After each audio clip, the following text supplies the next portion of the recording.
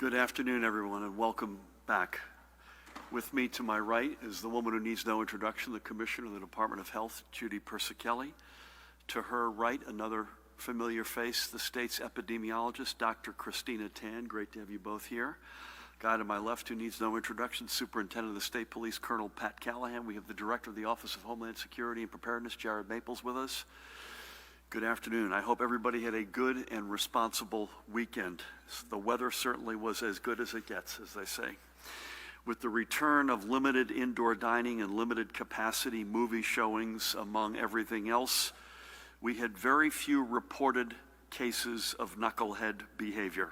And this gives us all some hope for the days ahead as we continue to battle this virus. And for this, I thank all of you for your hard work, not just over this past weekend, but over these past 6 months. As we continue getting back to more of our routines, whether it be dining out, heading to the gym, or going to school, we cannot drop the new routines that we have started over the past 6 months, and which are the best means for us to protect public health and save lives. We have to keep wearing our masks and practicing social distancing. We need to keep up with the good hand hygiene and washing our hands frequently for at least 20 seconds, Judy, am I right? With soap and water and or using a hand sanitizer with at least 60% alcohol. These are the practices that have gotten us through the spring and summer. Let's keep them up as these last days of summer push into autumn. We cannot let our guard down because this is a virus that spreads when we give it the opportunity to do so. So let's close off those opportunities together. This week, the majority of our public school children will begin the new academic year. And as we've said many times before, it's not going to start like any we've ever seen. The Department of Education has continued its work to make sure that our districts, charter schools, and special service schools were all properly prepared for this week. And I must give a huge shout out to so many, especially the interim commissioner of the Department of Education, Kevin Deemer, our executive county superintendents, the tremendous DOE team, the superintendents, administrators, educators, moms, dads, kids, other stakeholders for all of their hard work. As you can see, as of this morning, 723 opening plans are complete. 86 have been returned for revision, and 1 is awaiting review. May I just say before we go on that the one district that's awaiting review is in fact one school. And as far as I can tell, the overwhelming amount of back and forth on the 86 that have been returned for revision are technical in nature, some staffing, but technical in nature, as opposed to some big philosophical divide, of which I'm not aware at this moment. There could be, but I'm not aware of any. And as I mentioned Friday, when plans are returned to districts for revision, the department keeps open active lines of communication to ensure that these plans end up where they need to be. So of the plans, as you can see, that have been finalized, 388 schools are reopening with hybrid in-person and remote learning, 69 with all in-person learning, 238 are all remote until a certain date, and 28 are some combination of all of the above throughout their facilities. We have all of the public health protocols and procedures in place to safeguard our children, our educators and staff and their families. And again, when there is a case of coronavirus that arises in one of our schools, and folks, there will be, we have the procedures in place to guide district leaders and local health officials to mitigate that. I wish everyone a safe and healthy start to the new year. To our administrators, I thank you for your leadership throughout the summer and as this new year begins. To our educators, I thank you for your commitment to your students wherever and however they are learning. And to our students and families, I wish you nothing but a good year full of learning and good health. Next, switching gears, I'm proud to announce that our new online voter registration form is now fully up and running through the Division of Elections website. This online form is safe and secure and can be accessed anywhere, whether from a library computer or your smartphone. Simply visit nj.gov/state/elections and click the link for Register to Vote at the top of the page. All you need to do is all you need to securely register to vote is your driver's license number or non-driver identification number or your Social Security number. During the soft launch period over the past week, nearly 13,000 voters safely registered online. And the voter registration deadline, just to remind everybody, is Tuesday, October 13th. From the Division of Elections page, you can also access and confirm your current voter registration information. And once your ballot is sent to you later this month, you'll also be able to set up a secure account to track when it is received by your county clerk. Again, that page is nj.gov/state/elections. And that last point I made, we probably don't make enough, Mahan, and I think we should land on this at some point in the next week or so as folks begin to focus more intently on the elections. And again, I want to repeat what I just said. And once your ballot is sent to you later this month, you'll also be able to set up a secure account to track when it is received by your county clerk, because that's a question we get all the time. How do I know my vote gets there? How do I know my ballot gets there? How do I know it'll be counted? Turns out you can know that. So let's switch gears. Next up is the list of states from which travelers to New Jersey are being advised to observe a 14-day self-quarantine period, and that list has been updated. Delaware, Maryland, Ohio, and West Virginia have been added to the list. Puerto Rico and Virgin Islands have been removed. There are now 35 states and territories that have over a 7-day rolling average, Judy, either more than 10 new cases of coronavirus per 100,000 residents or a daily positivity greater than 10%. So visit, it's in the fine print at the bottom, covid19.nj.gov/travel for the complete list of states and to learn whether you should be self-quarantining. If you are arriving from one of these states, use your smartphone to fill out the Department of Health's travel survey, which is available through the same page. We continue to ask everyone to practice self-responsibility and good citizenship by complying with our travel advisories, and this goes equally whether you are a visitor to New Jersey or a New Jersey resident returning back home to New Jersey. With that, if we may, Judy, let's look at the overnight numbers. Today we're reporting an additional 284 positive test results for a cumulative total of 194,667. The daily spot positivity for tests taken on September 4th was 1.83%. That's a good thing, meaning that over 98% of the folks who got tested on that day came back negative. Statewide rate of transmission is 1.1. That's crept up, Judy, over the past number of days, slowly, but up a bit. And I know you believe, and Tina and the experts believe, that part of the contributing factor there are the big numbers of tests and positive test numbers that we had sort of 5 to 15 days ago. So we'll watch that. In our hospitals as of last night, there were 227 COVID positive patients being treated, another 192 persons under investigation awaiting their test results, total tally of 419. Of these, 82 were in intensive care, 33 ventilators were in use, and today, with a heavy heart, we are reporting an additional 5 deaths that have been confirmed to be from COVID-19 related complications, bringing the statewide total to 14,213 confirmed deaths. Having said that, Judy, you made the point on our call earlier, all 5 of these deaths occurred at least, or more than, at least 2 months ago. These are from what feels probably like a lifetime ago. Sadly, they are all past, and that's the most important thing. The number of probable deaths remains at 1,783. At the risk of comparing apples to oranges, as we do now every day in our hospitals yesterday, there were 5 reported deaths.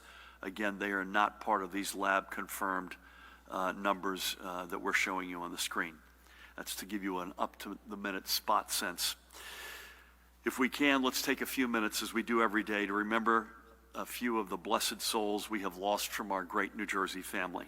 We begin today by remembering Robert Bob Moyer of Riverdale. Bob was 91 years old. He was born and raised in New Rochelle, New York, where Mahan will be married. Joined the Marines after high school and served in World War II, earning, among other decorations, the National Defense Service Medal and the Good Conduct Medal, and eventually attaining the rank of corporal.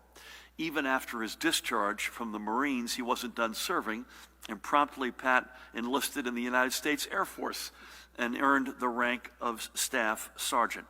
With his military days over, he returned home to begin a second career in logistics, working for American Cyanamid in New York City. He married and had 2 children, and even though that marriage eventually ended in divorce, he remained on good terms with his ex-wife and continued to be a good father to their children. He moved to Riverdale in 1983 with the woman he called the love of his life. Hispanic 20.3, Asian 5.5, and other 1.8. At the state veterans' homes, we are reporting 1 new positive COVID-19 case. The resident is isolated and remains asymptomatic. At our state psychiatric hospitals, the numbers remain the same. The daily percent positivity as of September 4th in New Jersey is 1.83%. The North reports 1.49%, central part of the state 1.57%, and the southern part of the state 3.15%. The state continues to have robust testing capacity, and over the weekend, the number of tests conducted in New Jersey has exceeded 3 million. That concludes my daily report. Stay safe, and remember, for each other and for us all, please take the call. Thank you. Judy, thank you for the thorough back-to-school report as well as your daily report. Mahan, is our live feed still down? Coming back up. Okay. Should we continue? We lost our live stream. I don't think it was anything either. So we hold them all up in our prayers, Gov, and we'll see them through this as the days move forward. Thank you. God bless them. Thank you, Pat. On duty or off duty, they're still past and they've left us. So their memories are in our prayers, and their families and loved ones are in our prayers. And Mahan tells me with that the live feed is, as predicted, with Pat Callahan's presence. We're back up and running, Judy. We'll start over here, but before we do, Matt, it's your birthday. Matt Stanishi turns 21 today. Matt, congratulations. That's not true, but it sounds good. Before we jump in with your namesake, Matt Arco, we're going to be, Mahan, I lost you. We're going to be remote the next couple of days, unless you hear otherwise, although we may have some events that will be out and about the state. And then we'll be together Friday, I believe, given it is 9/11. We'll be still together, but we'll be a little bit later. I think it's going to be at 2 o'clock. I'll be in New York City in the morning, and we'll be moving around the state, at least to one other stop that day. So it's hard to believe it's going to be the 19th anniversary of that awful attack on America. So, and again, if any of that changes, we'll be back to you. With that, Matt Arco, good afternoon. Good afternoon. Governor, with the school year restarting, you still have 86 school districts without approved plans. Are you still planning to allow these districts to open? And can you identify the one district that has not had its plan reviewed, and why not? What's your opinion? You spoke briefly about this on the radio this morning, but now that you maybe had time to digest it, I'm curious what your opinion is of the New Jersey Turnpike Authority ban on displaying American flags from overpasses. And if you disagree with it, will you push to have it reversed? And 2, from NJ.TV, they're curious how strong compliance has been with the state's travel advisory. How many travelers from out of state have filled out the forms that you requested?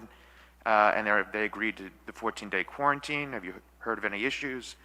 And are you concerned about United Airlines' plan to furlough 16,000 employees by the end of next month? Yeah, I'm going to, Judy, you may want to weigh in on the third question. I think we're going to leave the, on your first question on school districts and school plans, because that one district I mentioned in my remarks is actually one school. I think we're going to leave that out for the time being. I don't think there's a big cataclysmic philosophical debate on that, and nor to the best of my knowledge on the 86 that are still going back and forth. And I don't know of any plans, unless my colleagues do. Matt Placken has joined us, to keep schools from opening. I think these are largely either technical or staffing issues that are being resolved, God willing, as we speak, if not already. The Turnpike Authority was raised in an interview I did this morning. I didn't like what I heard. We are the greatest nation on earth, even though we're far from perfect, and our flag represents that nation. And after I got off the call, we spoke to the team, and at least for the time being, the Turnpike Authority has suspended doing that until we find a good way forward. As I mentioned in the interview this morning, if there's some safety or distraction element from some other type of signage, which I suspect what this is, not our American flag, but some other signage, I want to make sure that I'm not promulgating something that's unsafe. But I think we should be proud of our flag at every step, again, even though we have a long way to go to perfect our union, and I stand with the flag. So they've suspended that for the time being, and until we can find a good way forward. I'm going to skip the travel advisory. Other than anecdotally, it feels like we can't find, Judy, unless you see otherwise, any evidence that some returning person or persons have lit up a flare-up of some sort. I'm very worried about the loss of jobs, if that's the question. These are significant. We've already lost we have over 1.5 million people already who have claimed unemployment insurance for the first time. You start hearing 16,000 in the unfathomable comment that it could have been worse, which is true, but still that's deeply concerning. And the travel business, my guess is, doesn't get back on its feet globally, never mind in New Jersey, for many years to come. So that's another mountain we're going to have to climb together. Judy, any sense of compliance on the travel advisory? If not, we can get back to Matt in terms of numbers or any other observations. We've had no major outbreaks either from the travel advisory. We did, through really good case investigation and contact tracing, identify an individual who had been to Sturgis, the Sturgis gathering, and it was the contact tracer who really nailed the questions and got the answers. So I just wanted to call that out. It just shows the value. Person went into quarantine, and That's great. There was no outbreak. We can come back to you if there's a specific number of folks who have filled out that advisory. We can come back at a later point. I've been to that Sturgis rally, by the way, about 12 or 14 years ago. That is something. Matt, thank you. Alex, over to you. Well, now I got to ask about you at Sturgis, because that's a mental picture that I don't quite can assemble in my head. But I wasn't on a motorcycle. It was a coincidence. All right, good afternoon, Governor. Thank you. Just some clarifications for the Health Commissioner. First, can you tell us which veterans home this person was at, and if they were asymptomatic, how was their illness detected? Was there sort of a regular test that went on? Two questions for the governor. First, Governor, at this moment, the State Senate Budget Committee is meeting to start to discuss your budget. I know that you said either last week or the week before that the $4.9 billion pension payment is non-negotiable. I'd like to ask you which one of your revenue increases are non-negotiable, whether it's the millionaire's tax, increase in gun fees, increase in cigarette taxes, or is there some wiggle room there? And separately, I'd like to ask you, as these reopenings continue, whether it's indoor dining or movie theaters, how much of a rise do you expect in either cases or the statewide rate of transmission because this is happening, and how much of a rise is acceptable to you? And lastly, for Colonel Callahan, I'd like to ask you, you just mentioned that Officer Peak may have expired because of a cardiac issue that was connected to that rescue. Can you tell us exactly how that happened or why that happened? And can you comment as a member of law enforcement that what it means to you that Officer Peak was actually diving in to save a burglary suspect, a perpetrator who was wanted for a crime, as opposed to somebody who just happened to fall into the water? Thank you. Bear with me one sec. Judy, do we say which veterans home, or are we? Yeah, I don't. I'll have to get back to you. We'll get back to you. Listen, any budget has an enormous amount of negotiation associated with it, but there are certain pieces of it that have to be sacrosanct. We have to make our bond payments. We have to pay interest. We have to pay principal, and I put pension payments in that same. It's not literally legally the same category, but in so many respects, I view it as a similar obligation. But listen, this is a process that goes back and forth. I've said this before. This is not a little bit. It's a much shorter runway than normal. But I've now been around this position long enough to be able to compare notes with how we do our budget versus other states. I think we do it really well. I'm going to meet with leadership later on today and just compare notes. We'll meet again, I think, later in the week in a couple of days. So to be determined. But a lot of things are negotiable. Some things just are not. Judy or Tina, I mean, you should really, you're more qualified to answer this, I think, in terms of how much risk we're willing to take. We know that when we've taken steps that we take on more risk, whether that was parks and golf early on, or beaches, or outdoor dining, or now indoor activities. And we also have said many times this virus ebbs and flows. It undulates is a word that we've used. And I think you heard Judy and I back and forth earlier that the RT is somewhat informed by the amount of positive tests. And you look back, today we're 284.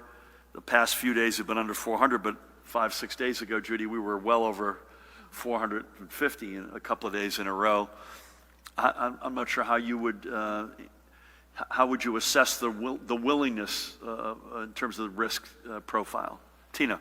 Well, it's going to be hard to tell until we monitor trends for the next couple of weeks because, we just implemented the indoor dining and the entertainment allowances. So we need to wait like about 2 weeks or so. But that said, we do recognize that things are going to be done differently now.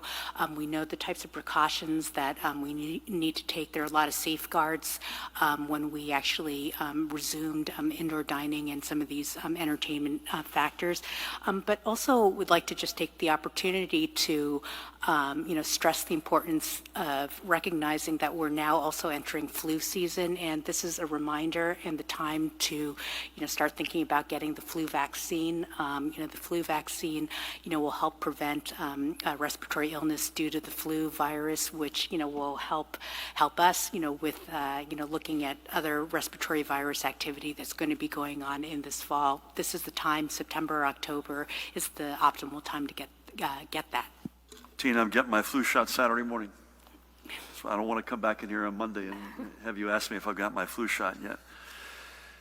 The tragedy in Bridgeton, Pat, any more color on that? Yeah, I think it would be premature. I would defer to the medical experts with regard to cause of death.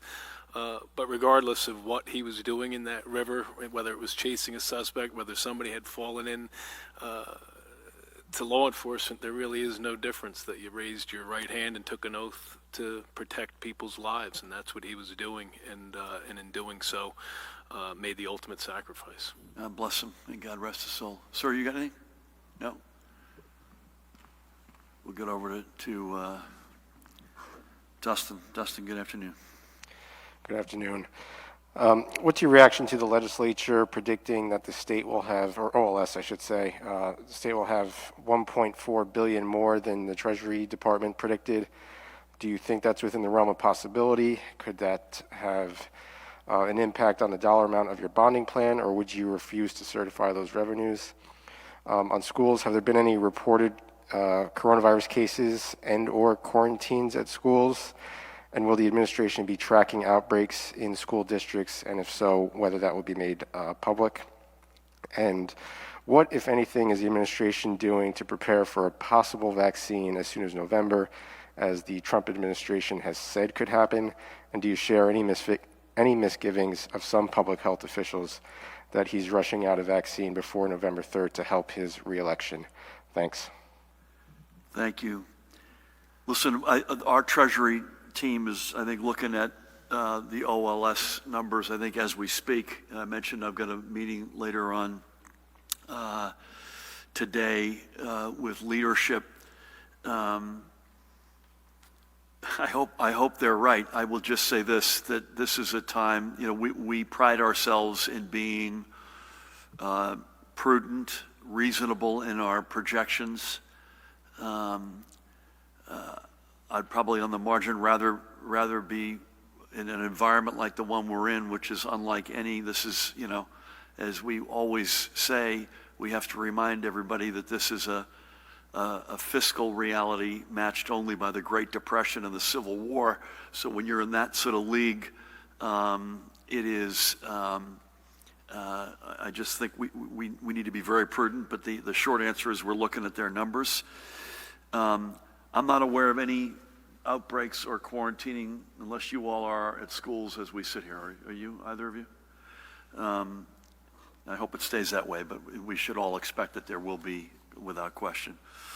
I'm not sure I'd use the word misgiving, but I was back and forth with senior executives who were preparing to. I suspect by now they've already put a letter out. Johnson & Johnson, Pfizer, and Moderna were going to jointly put a statement out that they would err on the side of safety and the normal protocols associated with developing a vaccine. And I went to two CEOs and one executive vice president saying, listen, that was really, I took my hat off to them, the fact that they said that. We always knew that these folks do it the right way. But I thought it was important that they did say that. We just can't let politics play in here. I've got no evidence that it is, by the way. Early November is, based on the conversations we've had, I would be lying if I said that was not on the very aggressive side, based on the timeframes for either therapeutics or vaccines that we've had with the medical folks we talked to. I had sort of, I think we had been led to believe sort of year end would be at least a wave to address vulnerable communities, frontline healthcare and other essential workers. If it beats it, I suspect we'll be among the happiest people. And as we prepare for it, I don't want to get, unless Judy or Tina want to add anything to this, I've got no insight specifically on preparation other than to say equity will matter. And I think we said this last week, there's a hierarchy of sort of communities and populations that we have applied to our testing protocols. I would bet those would be similar hierarchies that we would for a vaccine as well. So again, hope for the best, prepare for the worst, and I think that's going to guide us on that front as well. Thank you. Nikita. Hi, Governor. Good afternoon. Good afternoon. Given that the all VBM races have tended to bump turnout in local elections, have you given any consideration to asking the legislature to make municipal elections permanently held through all mail-in ballots? Separately, some counties have new voting machines on order. If New Jersey continues to rely like it has on mail-in ballots, it seems like they maybe won't need as many of those machines. Do you recommend those counties slow such purchases or even cancel them? And you've talked a lot about Senator McConnell in recent weeks, and I know that you've previously been a generous donor to Democratic campaigns. Do you have any plans to contribute to Amy Mcgrath's campaign against Senator McConnell? That's it. That it? I've got no comment on giving to campaigns, including Amy Mcgrath, other than I think she's a great candidate. She's a rock star. I've had no conversations, Matt, unless you have with folks regarding vote by mail for municipal elections. So there's nothing to add there. And I would say this, I don't have the specifics on the machines that are on order by county. Those are not cheap. So, obviously financial considerations are also a part of this. We're not in a forever and always moment here, please God, right? So Dustin just asked about vaccines. I'll be thrilled if they're here by early November, but I won't be shocked if they're here or therapeutics by a year from November. And so I say that because this is a window of time. I hope it's a short window that we're having to do things that we've never done before. But ultimately, would I have some high degree of confidence that we'll get back to using machines to vote? Absolutely. I personally have voted by mail over the years. I think it's a easy, straightforward way to cast your vote that adds to democracy. But that doesn't mean that we're past the days of machine voting. So without knowing the specifics of how many, how much, what the timing is, we're in a window here that I hope is shorter than longer. Anything you want to add to that? Or you? Okay. So with that, thank you all. I'm going to mask up here.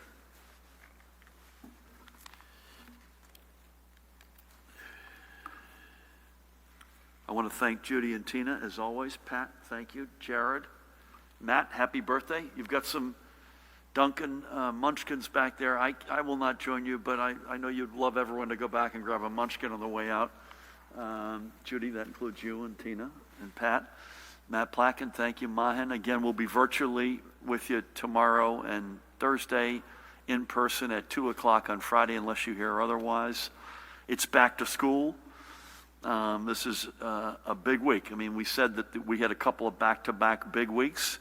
Last week, gyms, indoor dining, movie theater. This week, some back to school last week. This week, big back to school. And we're going to monitor this. This is not something that we're going to be able to come back to you tomorrow and tell you how, as a health matter, how things went today necessarily. We need to monitor this stuff over time, as Tina said earlier. But folks, keep doing the right thing. You've been extraordinary. No state has done a better job, and that's thanks to the millions of you out there. So thank you all, and God bless you.